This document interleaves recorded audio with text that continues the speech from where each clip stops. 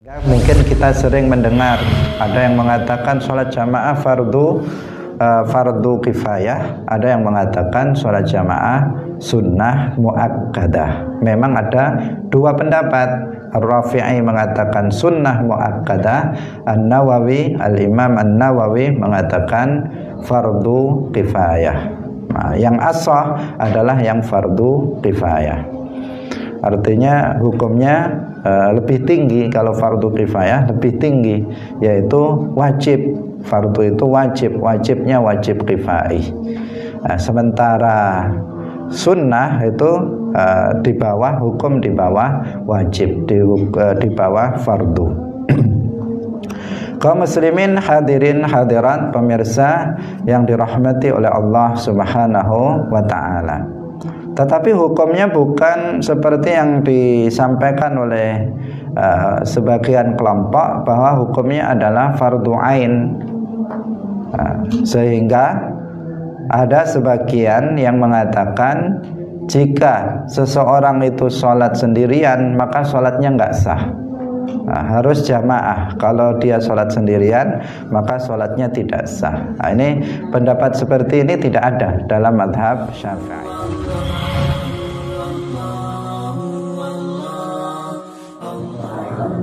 Assalamualaikum warahmatullahi wabarakatuh. Alhamdulillahi rabbil alamin. Lahun ni'matu wa lahul fadlu wa lahul thana'ul hasan. Wa salawatullahil barrir rahim wal malaikatil muqarrabin ala sayyidina wa maulana Muhammadin wa ala alihi wa ashabihi thayyibin at-tahirin. Allahumma la sahla illa ma ja'altahu sahla wa anta taj'alul hazna idza syi'ta sahla. Allahumma arzuqna al-ikhlasa fin niyyati wal qawli wal amal. Wa ba'du. Ila Nabiyil Mustafa sallallahu alaihi wasallam wa ikhwanihi minal anbiya'i wal mursalin wa syuhada'i was salihin, khususan ila sultanil awliya Syekh Abdul Qadir Al-Jilani wa Syekh Ahmad Ar-Rifai wa Syekh Baha'iddin Naqsyabandi wa Syekhina Abdullah Al-Harari wa ila muallif hadzal kitab Al-Qadhi Abi Syuja' wa ila muassisi jam'iyati Nahdlatul Ulama Syekh Muhammad Hashim Asy'ari wa Syekh Bisri Sansuri wa Abdul Wahhab Hasbuwah wa ila arwahi jami'i ahlil kubur minal muslimin wal muslimat wal mu'minin wal mu'minat min masyariqil ardi ila magharibiha, khususan ila arwahi abaina wa ummahatina wa ajdadina wa jaddatina wa masyayikhina wa masyayikhi masyayikhina. Al-Fatihah. A'udzu billahi minasy syaithanir rajim. Bismillahirrahmanirrahim. Alhamdulillahi rabbil alamin. Ar-Rahmanir Rahim. Maliki yaumiddin. Iyyaka na'budu wa iyyaka nasta'in. Ihdinas siratal mustaqim. Siratal ladzina an'amta 'alaihim ghairil maghdubi 'alaihim waladdallin. Amin. Hadirin hadirat kaum muslimin muslimat pemirsa Madu TV rahimakumullah. Alhamdulillah, puji syukur marilah kita sampaikan kepada Allah Subhanahu wa ta'ala. Pagi hari ini Allah Subhanahu wa ta'ala masih senantiasa menganugerahkan nikmat-nikmatnya kepada kita semuanya, terutama nikmat yang terbesar bagi manusia, yaitu iman, Islam dan juga taufik. Sebab dengan nikmat-nikmat tersebut kita terdorong pada pagi hari ini untuk melaksanakan salah satu bentuk ketaatan kepada Allah, yaitu menghadiri majelis ilmu.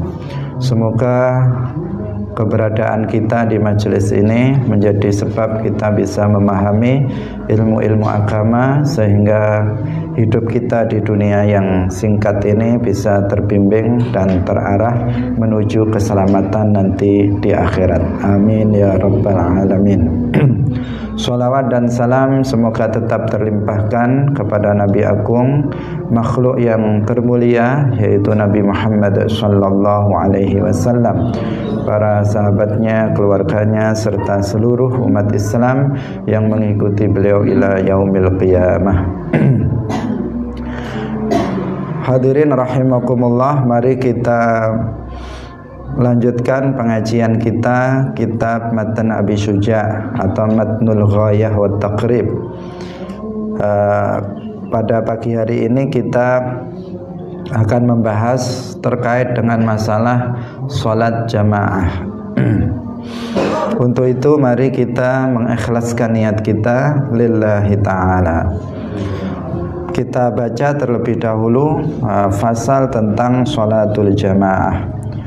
Qala al-muallifu rahimahullahu ta'ala, faslun wa sholatul jama'ati sunnatun mu'akkadatun wa 'alal ma'mumi ayyan wiyal i'timama dunal imami wa yajuzu ayyatammal hurru bil 'abdi wal balighu bil murahiqi wa la tasihhu qudwatu rajulin bimra'atin wa la qari'in bi ummiyin wa ayyu mawdi'in shalla fil masjidi bi salatil imami fihi wa huwa 'alimun bi salatihi ajza'ahu ma lam yataqaddam 'alaihi wa in shalla fil masjidi wal ma'mumu kharijal masjidi qariban minhu wa huwa 'alimun bi salatihi wala haila hunaka jaza. Faslun utawi iki iku fasal suci, wa sholatul jama'ati lan utawi sholat jamaah iku sunnatun sunnah mu'akkadatun kang mu'akkad, wa 'alal ma'mumi lan iku ing atase makmum, wajib ing atase makmum apa ayan wiya yen to niat sapa makmum al-i'timama ing bermakmum dunal imami, duduk imam, tegese ora wajib maring imam. Wa yajuzu lan wenang apa ayat tamma yen to bermakmum sapa al-hurru wong kang merdeka bil abdi kelawan kawula, wal balighu lan wenang bermakmum sapa al balighu wong kang baligh bil murahiqi kelawan bocah kang murahiq. Wala tasihhu lan ora sah apa qudwatu rajulin bermakmume wong lanang bimra'atin kelawan wong wadon, wala qari'in lan ora bermakmume wong kang bisa maca Fatihah lan liyane bi ummiyin kelawan wong kang ummi kang ora bisa maca. Hadirin hadirat kaum muslimin muslimat, pemirsa Madu TV rahimakumullah. Al-muallif Al-Qadhi Abu Syuja' mengatakan bahwasanya sholat jamaah itu hukumnya adalah sunnah mu'akkadah. Maksudnya di sini adalah bagi laki-laki. Jadi bagi laki-laki sholat jamaah itu adalah sunnah mu'akkadah dalam maksudnya dalam sholat fardu yang 5 itu.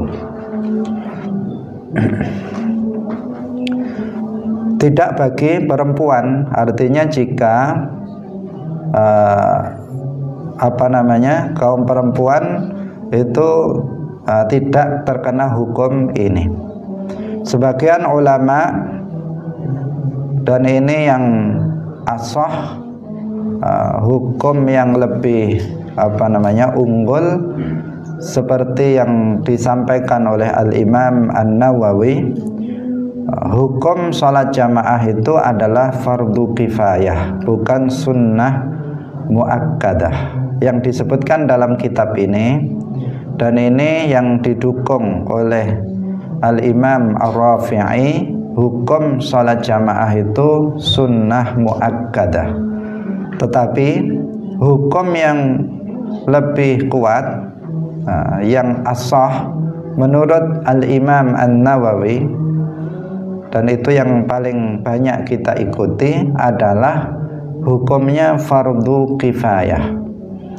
Artinya dalam setiap daerah itu harus ada sholat jamaah, dari sholat fardu, sholat jamaah dari sholat fardu. Nah, di sini tidak melihat bahwa dalam satu daerah itu cukup satu saja, tetapi dilihat dari sisi syiarnya.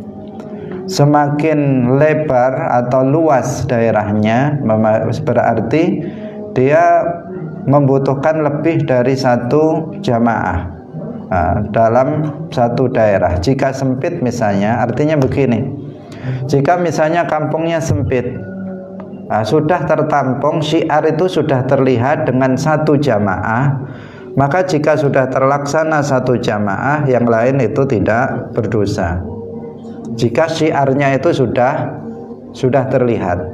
Tetapi jika dalam satu kampungnya besar, jika diadakan dalam satu kampung ini hanya satu jamaah, hanya ada satu jamaah, maka syiar jamaahnya itu tidak tidak cukup. Di daerah sana karena jauh dia tidak bisa datang atau kesulitan dia untuk datang ke tempat itu. Maka di sini di tempat tersebut harus wajib didirikan jamaah juga.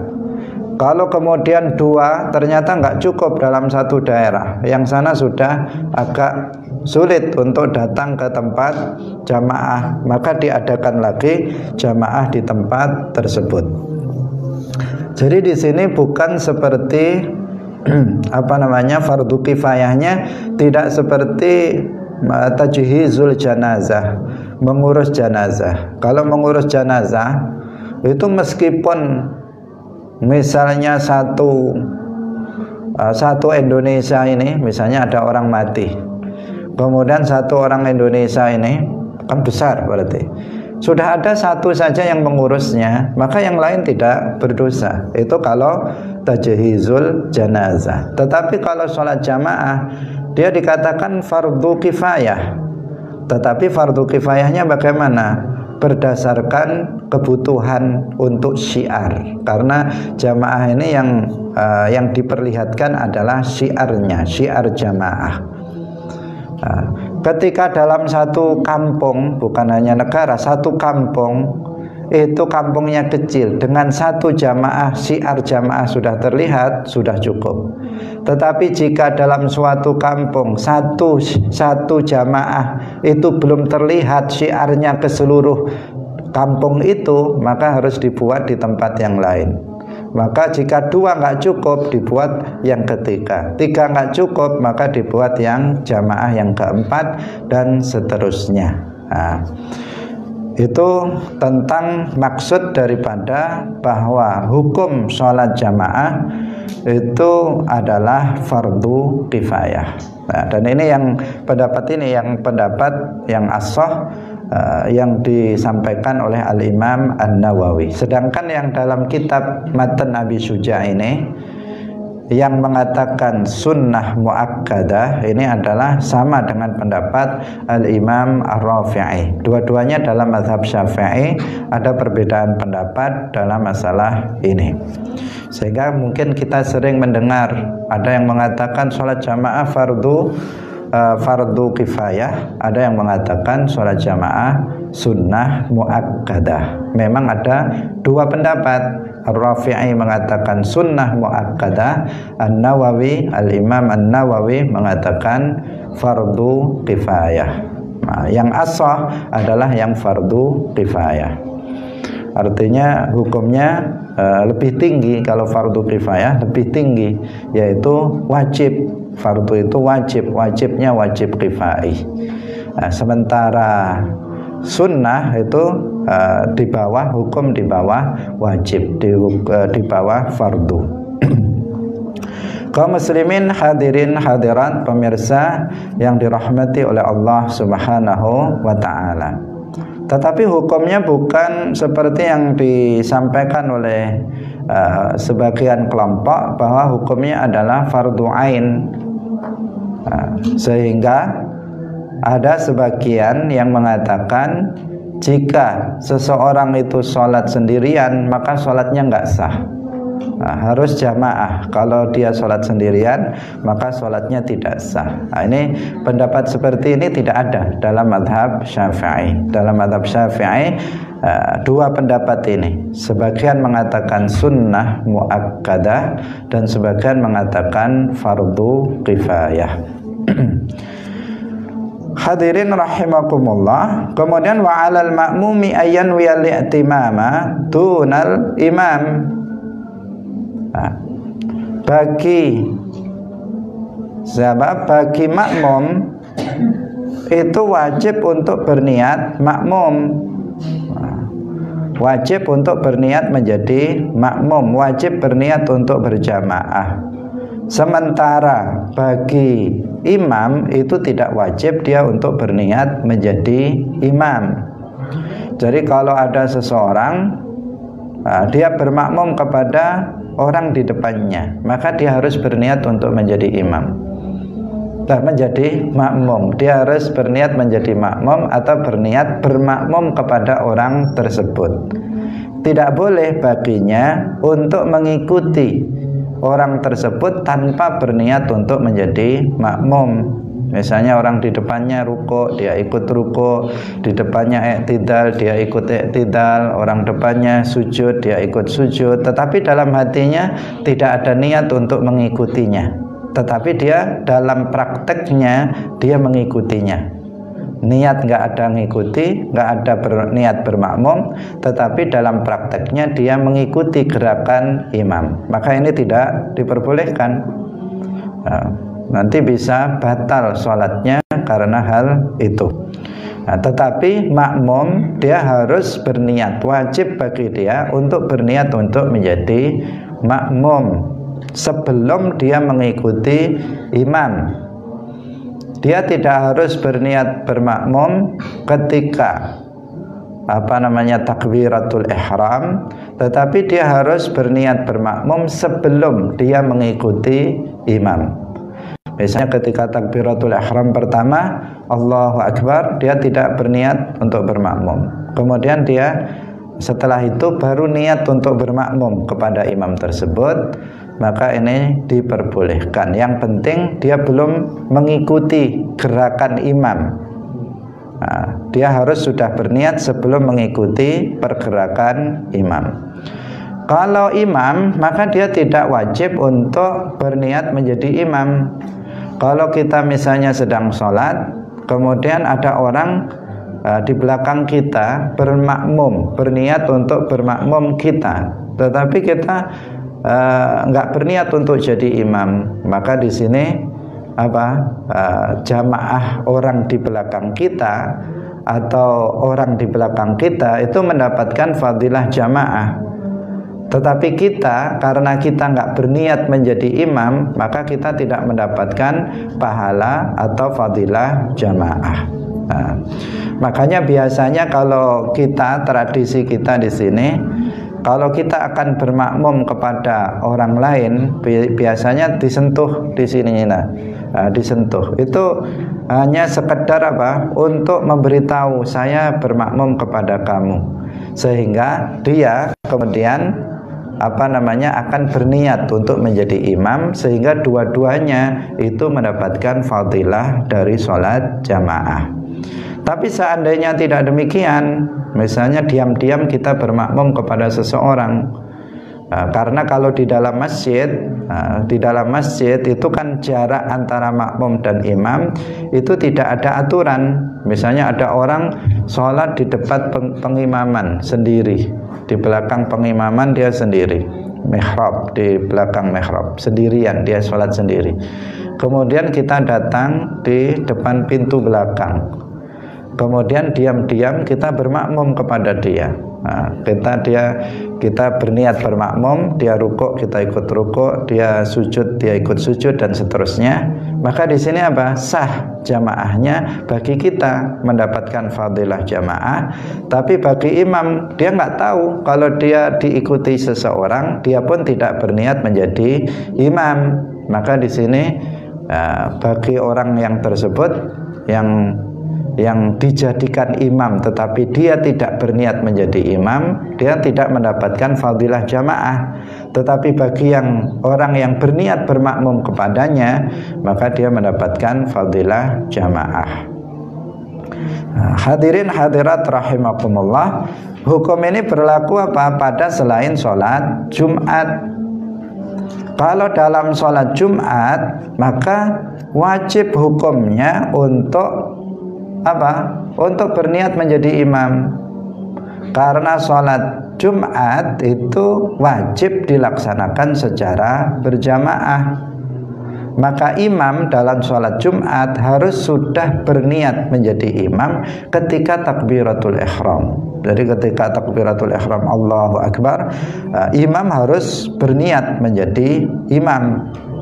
Demikian juga makmum, dia harus berniat menjadi makmum. Karena apa tadi?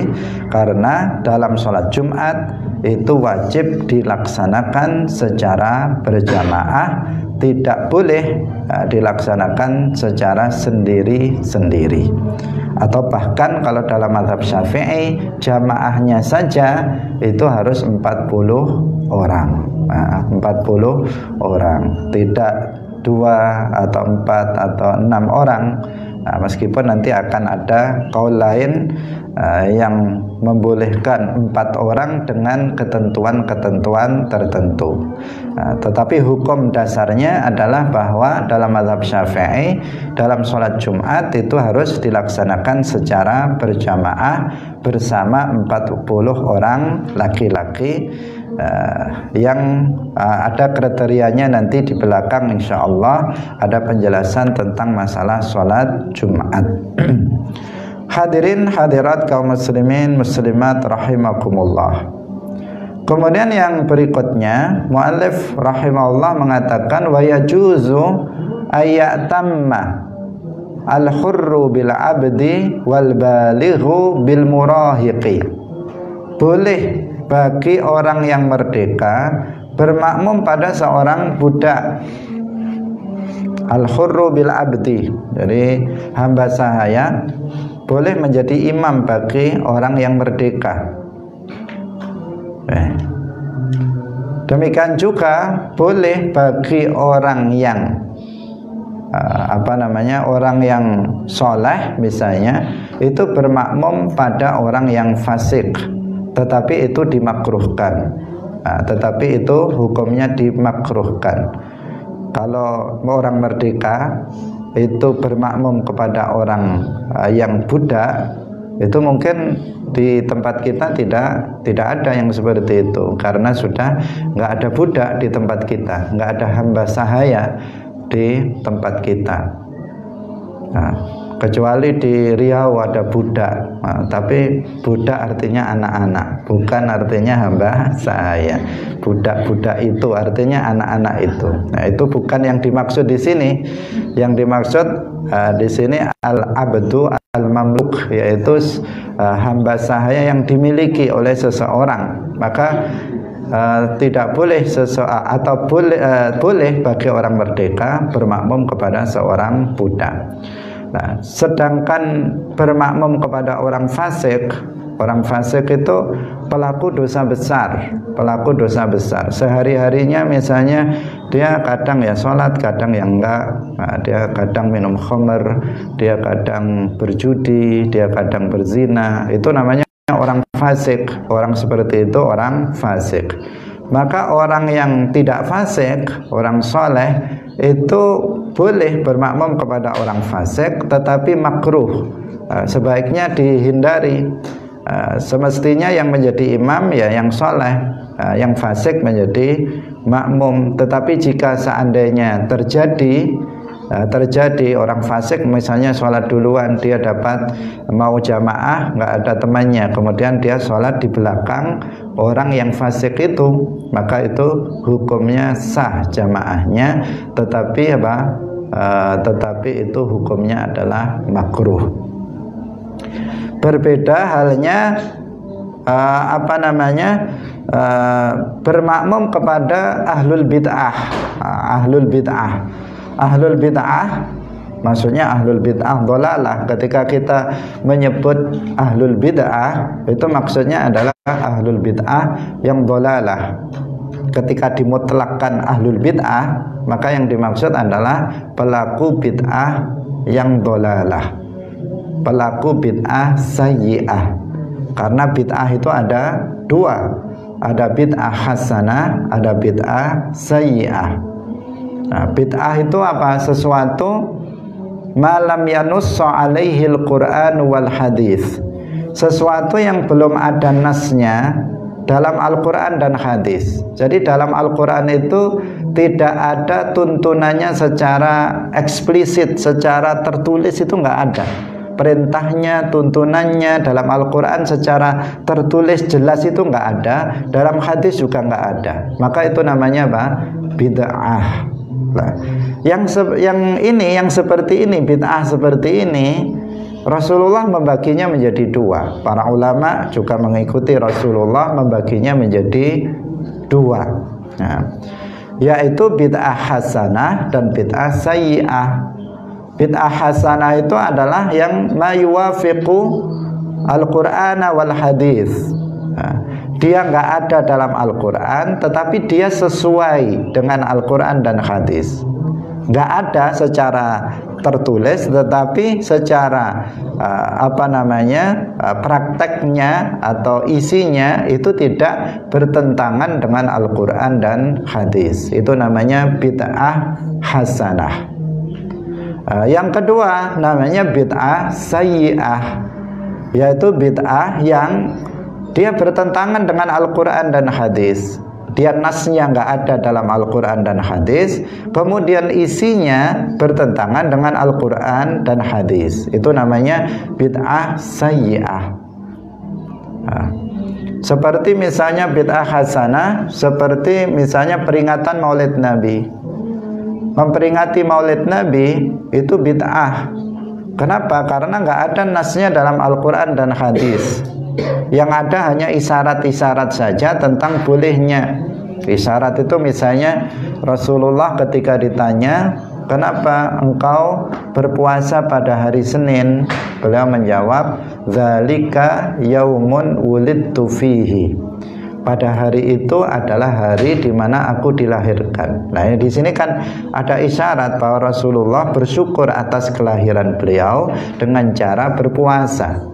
Sementara lahirnya Rasulullah adalah nikmat terbesar bagi umat manusia, maka layak kita bersyukur atas kelahirannya dengan melakukan berbagai bentuk amalan yang menunjukkan ketaatan kita kepada Allah.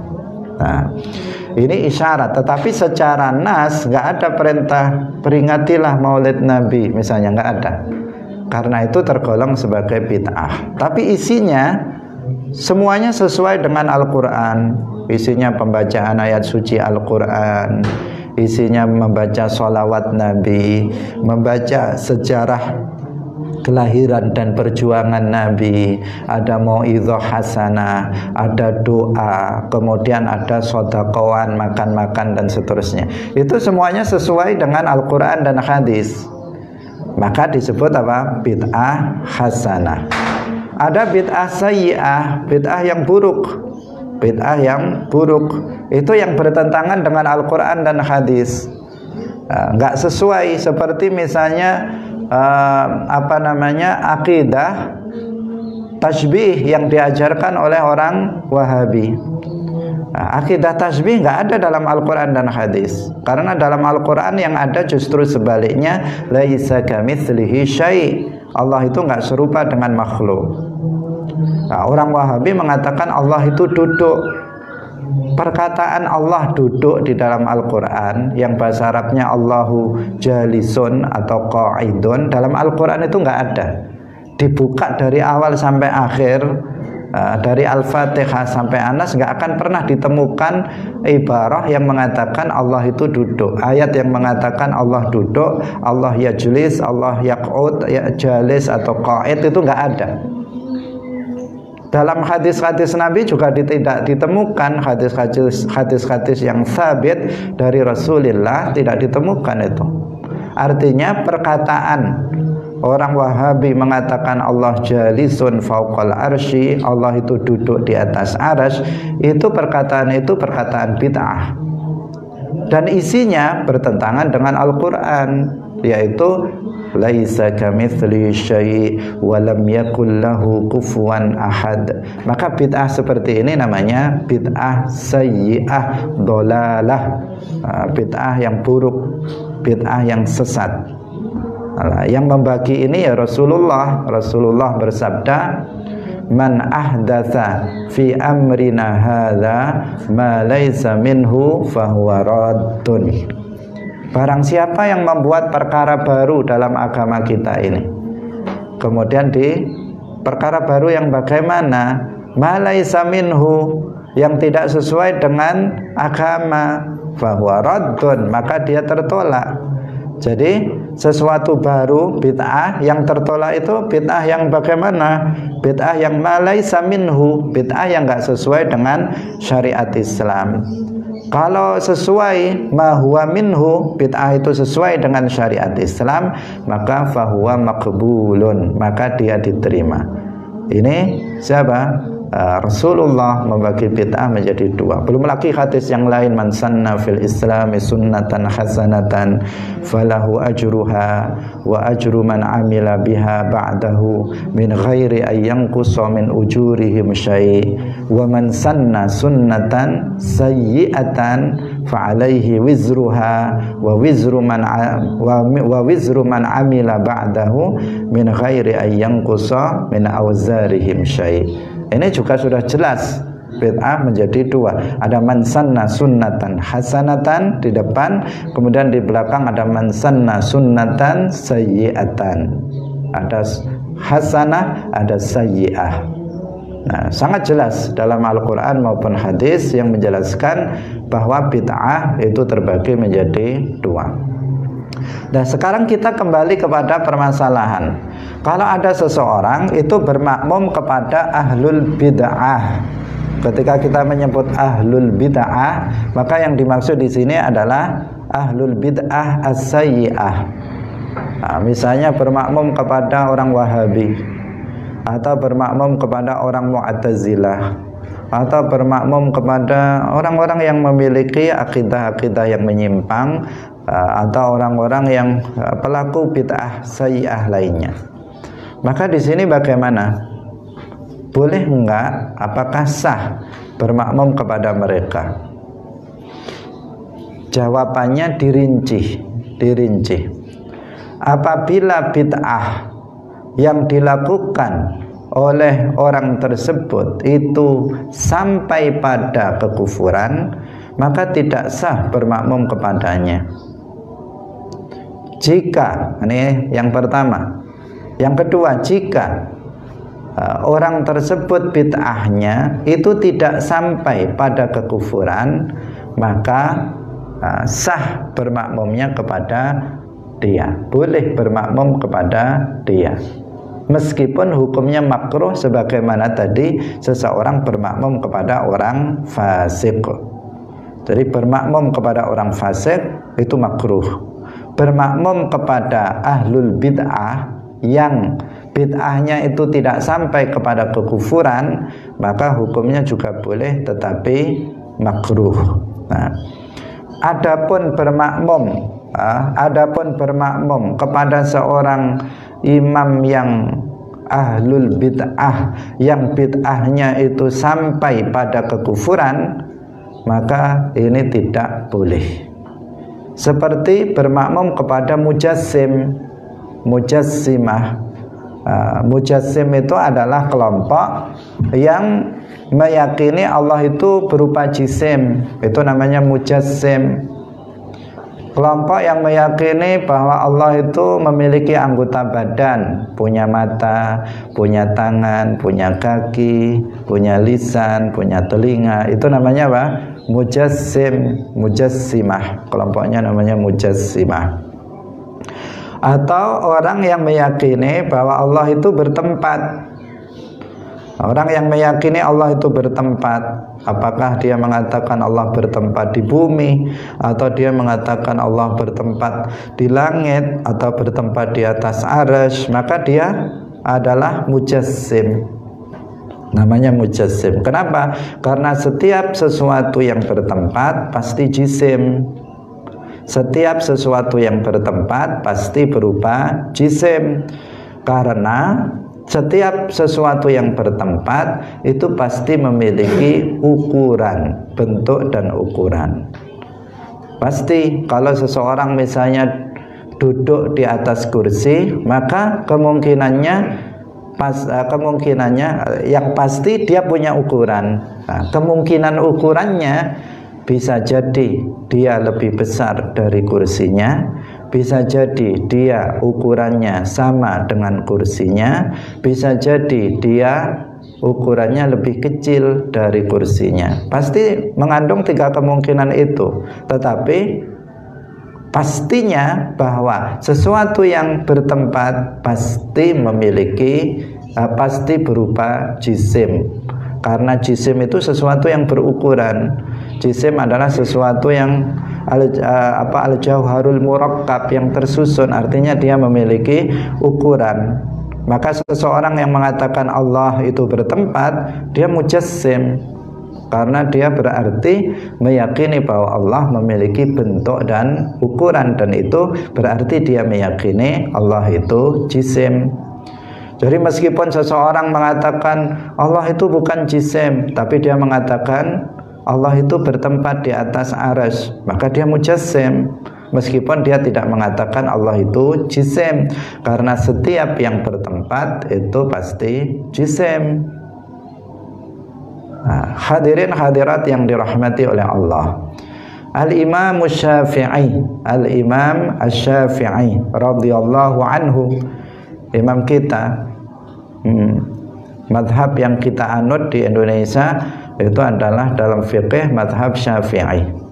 Imam kita Asy-Syafi'i radhiyallahu anhu, sebagaimana dinukil, dikutip perkataannya oleh Al-Hafidz As-Suyuti dalam kitab Al-Ashbah wan Nadhair. Beliau mengatakan, Al-Imam Syafi'i mengatakan, al-mujassimu kafirun la tasihhus salatu khalfahu. Al-mujassimu kafirun la tasihhus salatu khalfahu. Imam Syafi'i mengatakan mujassim, orang meyakini Allah jisim, itu hukumnya kufur dan tidak sah salat di belakang orang itu. Nggak sah kita sholat di belakang orang yang meyakini Allah itu jisim. Jadi kalau ada, kita tahu misalnya seseorang itu sholatnya, seseorang itu meyakini Allah itu bertempat, maka kita jangan bermakmum kepada dia. Jangan kita bermakmum kepada dia. Karena apa? Nggak sah. Kok nggak sah? Kenapa bermakmum kepada dia nggak sah? Karena sholat dia nggak sah. Bagaimana seseorang itu bermakmum kepada orang yang sholatnya nggak sah? Orang yang bermakmum kepada orang yang sholatnya nggak sah, ya nggak sah sholatnya. Misalnya seseorang tahu orang di depannya tadi baru kentut terus sholat. Nah, kita tahu dia baru kentut terus sholat. Apakah kita boleh bermakmum kepadanya? Tidak boleh. Nah, kita tahu seseorang berakidahnya rusak, meyakini Allah jisim, maka nggak boleh kita bermakmum di belakang dia. Ya. Ini apa? Apabila kita mengetahui, kita pernah mendengar dia mengucapkan kata-kata itu, kita mendengar langsung dia pernah mengatakan Allah itu adalah jisim. Kita pernah mendengar secara langsung, misalnya dia mengatakan Allah duduk di atas arsy, dia mengatakan Allah itu bersemayam di atas arsy. Jika kita sudah tahu, kita sudah mendengar itu, maka jangan kita sholat di belakangnya. Lebih baik sholat sendiri daripada berjamaah kepada orang seperti ini. Nah, jadi kalau bermakmum kepada orang Wahabi, yang kita tahu, kita dengar sendiri dia meyakini Allah itu jisim, maka hukumnya itu adalah tidak sah bermakmum kepadanya. Ini apa? Apabila kita mengetahuinya. Karena apa? Sebagian orang kita tidak mengatakan bahwa semua orang Wahabi itu kafir. Tapi kita mengatakan akidah Wahabi itu adalah akidah yang kufur, yaitu akidah tasbih yang dianut oleh orang Wahabi itu adalah akidah yang kufur. Tetapi ada orang Wahabi itu yang tidak meyakini akidah Wahabi, hanya ikut-ikutan saja. Dia mengatakan saya Wahabi, padahal dia tidak meyakini keyakinan Wahabi. Meskipun itu mungkin 1001 adanya. Rata-rata kalau orang Wahabi itu ya meyakini akidah Wahabi. Tetapi ada orang yang bodoh, mungkin ya hanya ikut-ikutan saja. Dia ikut Muhammad bin Abdul Wahab, tetapi dia tidak mengetahui hakikat dari akidah dari Muhammad bin Abdul Wahab yang tasbih. Nah, maka di sini ya dia tidak dikufurkan, berarti dia ahlul bid'ah, tetapi bid'ahnya tidak sampai kepada kekufuran. Tapi kalau kita sudah secara jelas mendengar bahwa dia mengucapkan kata-kata yang menunjukkan dia adalah orang yang meyakini akidah Wahabi, yaitu akidah tasbih dan akidah tajsim, maka jangan sholat di belakangnya. Kalau kita memang betul-betul mengetahuinya, nggak boleh. Karena ketika kita bermakmum kepadanya, maka secara tidak langsung kita melegalkan, kita ridha dengan kekufuran yang dilakukan oleh orang tersebut, sehingga kita sholat di belakangnya. Masih banyak orang, apalagi ahlus sunnah wal jamaah adalah mayoritas umat Islam. Kenapa harus misalnya kita berisiko, misalnya kita sholat di masjid orang Wahabi misalnya. Nah, padahal masjid kita masih banyak yang kosong. Kenapa kita harus sholat di sana yang imamnya itu tidak jelas atau jelas menyimpangnya? Tidak jelas atau jelas menyimpangnya. Hadirin hadirat rahimakumullah. Sekarang fenomena yang banyak yang di kalangan kita kan banyak banyak masjid-masjid Wahabi yang muncul, yang didirikan, maka kita harus mewaspadainya. Karena sholat di belakang mereka, jika kita nyata-nyata mendengar, melihat bahwa dia telah melakukan kekufuran, maka nggak boleh kita bermakmum kepadanya. Yang mengatakannya siapa? Al-Imam Syafi'i. Dikutip perkataan Imam Syafi'i oleh Al-Hafidz As-Suyuti dalam kitab Al-Ashbah wan Nadhair. Al-Mujassimu, perkataannya Al-Mujassimu kafirun la tasihhu salatu khalfahu. Demikian juga Mu'tazilah. Al-Mu'tazilah, ada juga yang keyakinan Mu'tazilah itu kelompok yang keyakinannya itu keyakinan sesatnya itu banyak. Lah, di antara keyakinan-keyakinan sesat dari kelompok Mu'tazilah, secara nama kelompok ini sudah nggak ada secara nama, tetapi ada kelompok tapi sudah dibubarkan oleh pemerintah, itu yang meyakini keyakinan Mu'tazilah. Salah satu keyakinan Mu'tazilah. Nah, keyakinan Mu'tazilah itu adalah keyakinan yang ada beberapa keyakinan yang sebagian itu sampai kepada kekufuran dan sebagian itu tidak sampai pada kekufuran. Orang Mu'tazilah yang hanya meyakini bahwa nanti di akhirat Allah tidak bisa dilihat, ini tidak dikufurkan. Tetapi dia menyimpang karena Allah sudah berfirman di dalam Al-Qur'an, wujuhun yawma idzin nadhirah ila rabbiha nadhirah. Sudah berfirman seperti itu. Maka nggak boleh kemudian seseorang meyakini bahwa Allah nggak dilihat di akhirat. Di dalam surga oleh orang-orang mukmin, Allah ada tanpa tempat. Orang mukmin yang berada di dalam surga, mereka melihat Allah. Tetapi ada keyakinan Mu'tazilah itu yang sampai pada kekufuran, yaitu keyakinan mereka bahwa manusia itu menciptakan perbuatannya sendiri. Bahwa keyakinan mereka yang mengatakan bahwa Allah itu menciptakan kemampuan pada diri manusia, sehingga manusia dengan kudrahnya kemudian menciptakan perbuatannya dan Allah menjadi lemah setelah itu. Ini keyakinan yang kufur.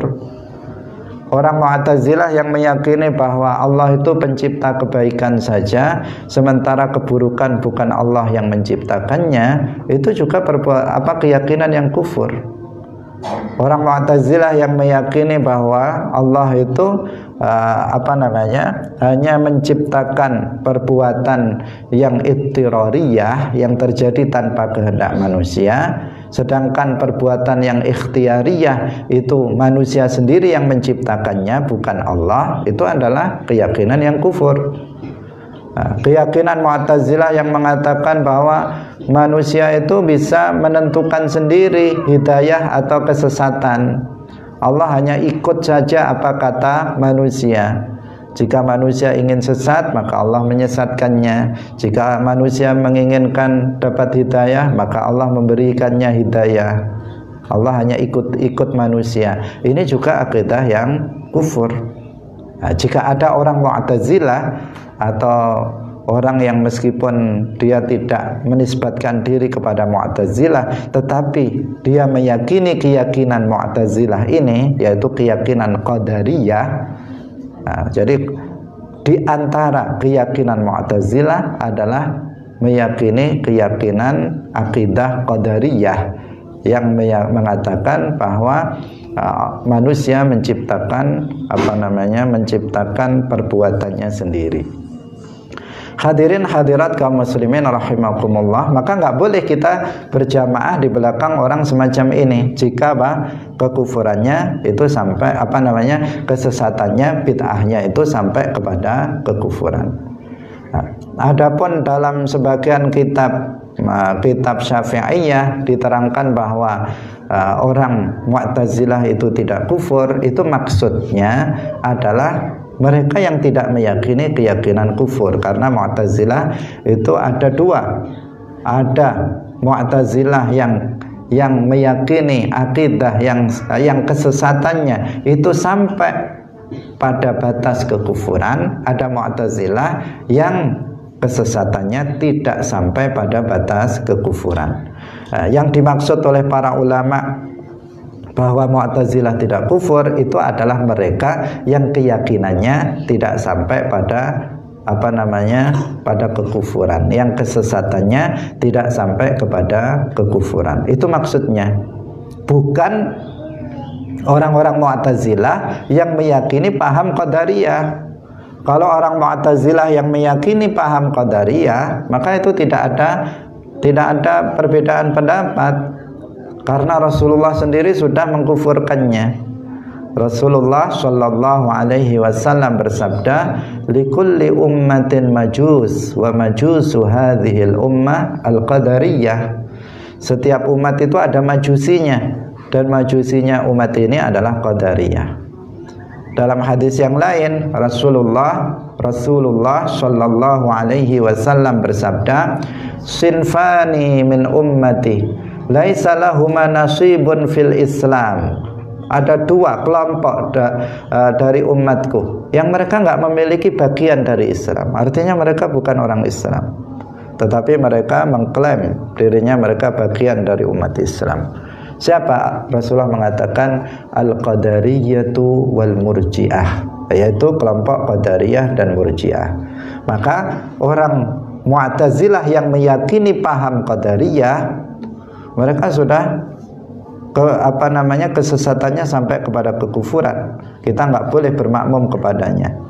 Tetapi kalau orang Mu'tazilah yang kesesatannya tidak sampai kepada kekufuran, maka berarti masih sah bermakmum kepadanya, tetapi makruh. Jadi ini yang perlu digarisbawahi. Maksud dari para ulama yang tidak mengkufurkan Mu'tazilah, yang dimaksud adalah Mu'tazilah bagian yang kedua, yaitu Mu'tazilah yang kesesatannya tidak sampai pada batas kekufuran. Hadirin hadirat kaum muslimin rahimakumullah. Jadi kita sekarang berbicara tentang bermakmum kepada seorang imam. Itu juga harus selektif dalam bermakmum. Bukan asal ikut saja, bukan asal ikut, tetapi harus juga selektif siapa imam kita. Kemudian yang berikutnya adalah wal balighu bil murahiqi. Boleh orang yang baligh itu bermakmum kepada murahiq. Murahiq itu anak-anak yang belum baligh tetapi dia sudah mumayyiz. Jadi dia sudah mumayyiz. Misalnya anak itu sudah berumur 10 tahun atau berumur 9 tahun, 8 tahun. Dia sudah mumayyiz. Mumayyiz itu bihaitsu yafhamul khitab, dia bisa memahami suatu perkataan wa yaruddul jawab, dan dia bisa menjawab. Ketika ditanya dengan pertanyaan sederhana, dia bisa memahaminya dan bisa menjawabnya. Itu namanya mumayyiz. Atau sebagian ulama mengatakan ketika seorang anak itu sudah bisa mampu secara mandiri dalam makan, minum, istinja, berarti dia sudah mumayyiz. Nah, jadi kalau ada seorang anak dia belum baligh, misalnya seorang ibu mau bermakmum kepada anaknya, yang anaknya belum baligh, laki-laki belum baligh, boleh apa tidak? Hukumnya boleh, Nah, karena sholatnya anak yang sudah mumayyiz itu sah, meskipun dia belum wajib untuk melaksanakan sholat, karena sholat itu wajib bagi orang mukallaf, dan mukallaf artinya al-balighul aqil, orang yang baligh dan berakal. Sementara anak ini belum baligh, dia belum baligh, tapi karena dia itu sudah mumayyiz, maka sholatnya sudah sah, dan boleh bagi orang lain untuk bermakmum kepadanya, apalagi kalau misalnya anak kecil itu bacaannya lebih bagus, dia lebih fasih dalam membaca suratul Fatihah, dia lebih bagus dari orang-orang tua. Ada orang tua tapi bacaannya nggak bagus, ya udah bermakmum kepada anak-anak saja.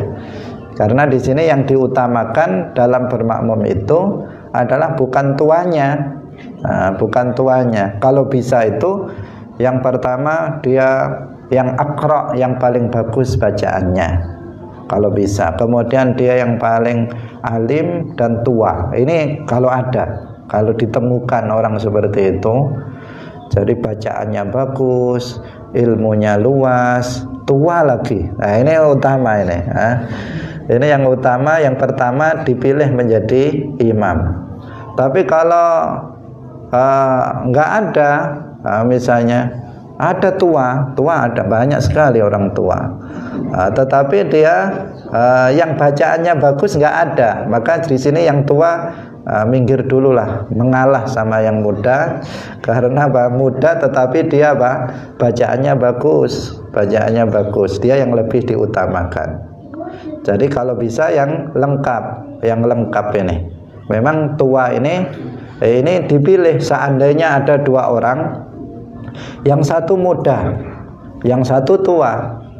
Yang satu itu sama-sama bacaannya sama-sama bagus, yang tua bagus, yang muda juga bagus. Kemudian sama-sama alim, ya ilmunya juga sama-sama mencukupi. Kemudian yang satu muda, yang satu tua. Maka siapa yang dipilih jadi imam? Yang tua. Tetapi jika ada yang tua, yang muda, yang tua bacaannya kurang bagus, yang muda bacaannya bagus, maka yang muda yang jadi imam. Karena nanti akan ada di belakang ini, setelah ini penjelasan tentang masalah itu. Jadi boleh bagi orang yang tua itu untuk bermakmum kepada anak-anak. Karena dahulu sebagian sahabat itu sudah menjadi imam sholat bagi penduduk daerahnya ketika mereka masih berumur 6 tahun, 7 tahun, itu sudah jadi imam sholat sebagian para sahabat ketika itu.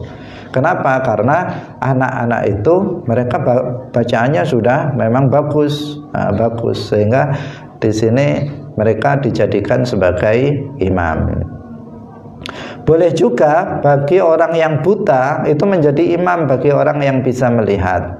Jadi imamnya yang buta tapi bacaannya bagus, melihat tetapi bacaannya kurang bagus, atau sama-sama bagus pun boleh bermakmum kepada imam yang buta. Nah, saya kira sampai di sini dulu, waktu sudah habis. Insyaallah akan kita lanjutkan besok, yaitu tentang pembahasan berikutnya masih berkaitan dengan masalah sholat jamaah. Semoga bermanfaat.